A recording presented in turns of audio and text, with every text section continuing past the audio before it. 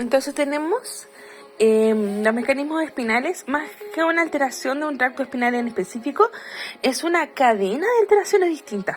Esto hace que la raíz de un mal procesamiento de información, entre la información aferente y la falta de inhibición. Entonces, problema de procesamiento y falta de inhibición de las motoneuronas. Hay una reducción de la inervación recíproca, hay una reducción de la depresión post-activación. Recordemos que los reflejos duran, la reducción de la inhibición presináptica, hay una alteración del mecanismo de la inhibición autógena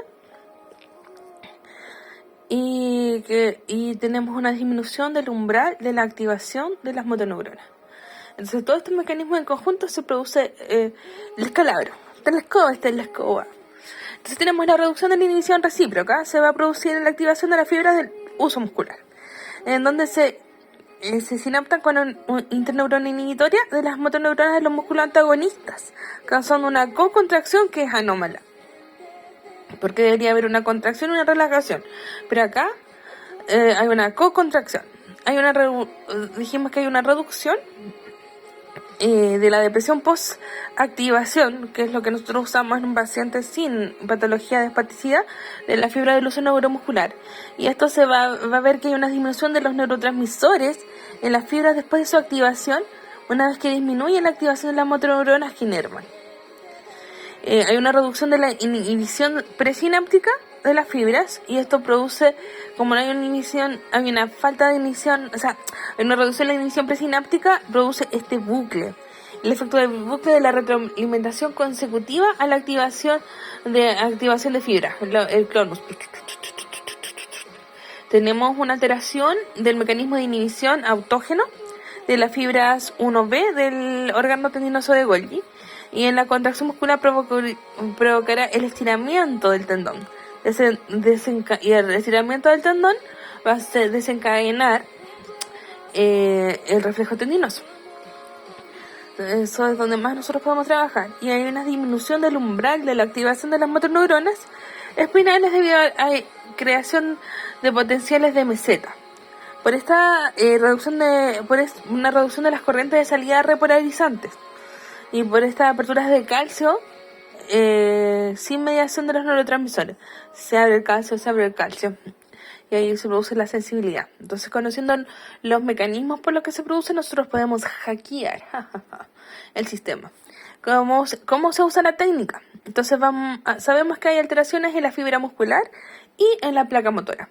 Existe una variabilidad del tamaño de las fibras musculares, pasando a ser más redondeadas. O sea, hay un cambio histológico. Hay un aumento en el espacio extracelular, y el contenido extracelular no tan solo cambia, sino que cambia la organización de este tejido extracelular, y hay una menor propiedad mecánica. Hay un aumento de contracción de la concentración, hay un aumento de la concentración de colágeno. Y esto hace que haya menos número de puentes cruzados durante la contracción, por eso además está más rígido en estos pacientes. El músculo tiene unidad tendinosa acortada y los sarcómeros alargados. Además tiene una mayor sensibilidad, refleja un mayor número de receptores de acetilcolina a la fibra muscular, y el medio ácido constituye cambios estructurales que conllevan una disfunción de las placas motoras y desarrollo del PGM. Igual lo habíamos visto, pero lo recordamos, ¿no? Y aquí, sobre todo en el músculo mismo, en los acortamientos en la placa motora, en el cambio de pH, ahí es donde nosotros podemos, y la sensibilidad por los aumentos de receptores de acetilcolina, aquí es donde nosotros podemos hacer un mayor trabajo. Entonces, nosotros tenemos el uso de la técnica. Vamos a ir hacia el músculo. Comprende la destrucción de la unión neuromuscular y la posterior regeneración mediante la punción seca, en donde la acción a nivel muscular sería la rotura de los miocitos, generando una reacción inflamatoria. Posterior a 3 días comienza la fase de regeneración y limpieza de estos necróticos del área lesionada. Esto va a activar las células satélites, que las van a transformar en miofibroblastos, que inicia la proliferación miotótica, y hay una síntesis de actina y miosina. Y al 5.º día el citoplasma va a tener contener un órgano contráctil neoformado. New. Todo es nuevo, todo es bueno, todo es nuevo. Posterior a una semana de reparación debe estar este proceso en un paciente sin otra patología concomitante, debería estar ok.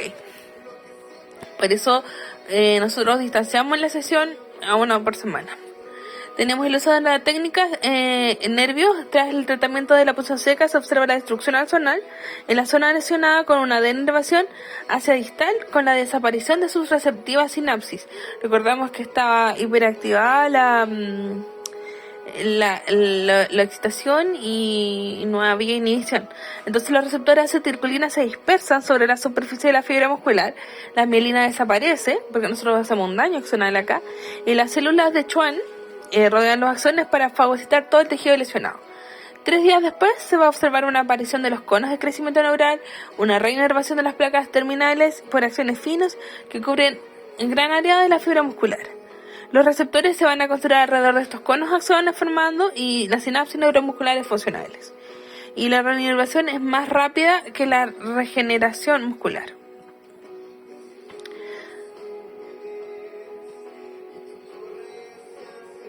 Ya.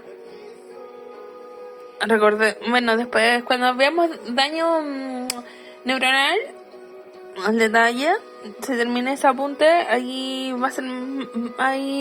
vemos los detalles de esto. Ahora tenemos los factores de mejoría clínica. La destrucción mecánica de la acción y del botón disminuye los niveles de acetilcolina. Entonces ahí, punto para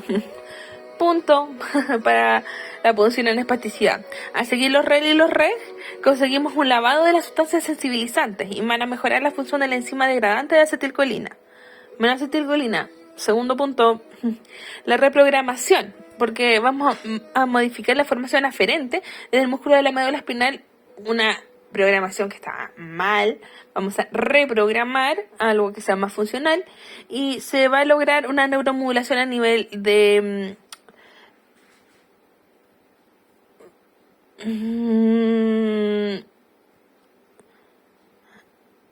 aquí me perdí, no sé qué es RM, no sé por qué le pusimos RM. Bueno, una neuromodulación induciendo la espasticidad neuronal y mejorando el procesamiento central de la consiguiente respuesta motriz. Bueno, vemos que hay un cambio en la modulación periférica, central, en la información aferente, en el lavado de sustancias y que disminuye los niveles de acetilcolina. Eso es fantástico. Entonces, la metodología de aplicación, los criterios diagnósticos esenciales, hay un mayor grado de tensión a la palpación, hay una zona de mayor nodulidad, no sé si pudiéramos existir esa palabra, hay nódulos, ante la imposibilidad de discriminar el dolor localizado, la valoración del movimiento y función del paciente de forma visual análisis, no. Y una descripción del rango de movimiento aumenta la resistencia al movimiento pasivo, desencadenando de la respuesta motora. Esto era logrando una neuromodulación de la respuesta motora induciendo la plasticidad neuronal. Claro, lo que hablábamos de esto, que nueva inervación. Y también a nivel de nervio y a nivel de placa motora músculo. Recordemos que la placa motora es nervio más músculo. Ahora, los criterios diagnósticos. Vamos a identificar la identificación visual y táctil del REL o REG. La liberación neural y relajación mantenida o liberación de la contracción. Vamos a mostrar la electromiografía de la actividad eléctrica espontánea de nódulos sensibles en la banda. Si le hacemos una electromiografía debería bajar. El procedimiento de la técnica. Las sesiones deben estar espaciadas, como habíamos dicho, por todo lo que se hacía, de 7 a 10 días. El número PGM variará de acuerdo a la hiperactividad del músculo y la función debe realizarse de proximal a distal. El orden sin alterar los productos. La influencia de componentes periféricos. No se busca una desaparición del REL, pero buscan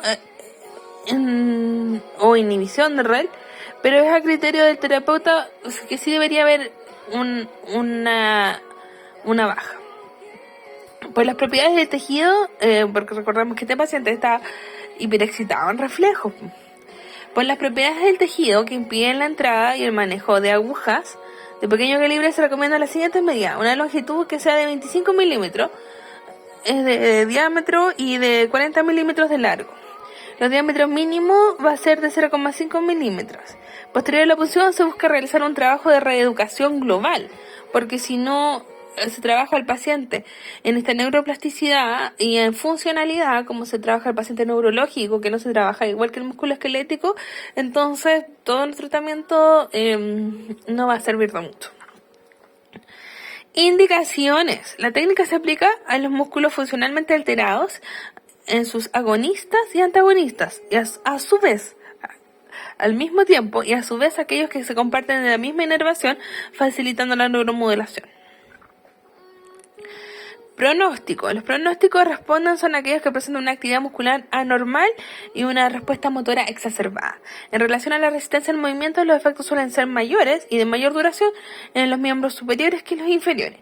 Y en cambios funcionales se observa que los mayores mejoras del miembro inferior en aquellos que poseen una mayor movilidad activa. O sea, como digo, esta paciente es paciente neurológico y para que esto dure tenemos que trabajarlo en funcionalidad. Entonces, si nosotros le hacemos la punción, pero el paciente no se mueve, no hace ejercicio, no puede reprogramarse bien la musculatura. Bueno, hay contraindicaciones que son relativas, como la alteración de la sensibilidad, uso de anticoagulantes, porque en estos pacientes va a haber una alteración de la sensibilidad. Si hay problemas en los tractos, va a haber uso de anticoagulantes, y ahí la restricción es relativa porque tenemos que ver que el paciente, el INR, tratemos de hacer esto cuando el paciente se haya hecho el examen de INR, y epilepsia en el caso de que le tema la aguja, o que no pueda comunicar que le duele, no pueda comunicarse con el terapeuta. Epilepsia, bueno, es porque, claro, o sea, como le sacamos la aguja se le da un ataque epiléptico, ¿no? Pero bueno, son relativas.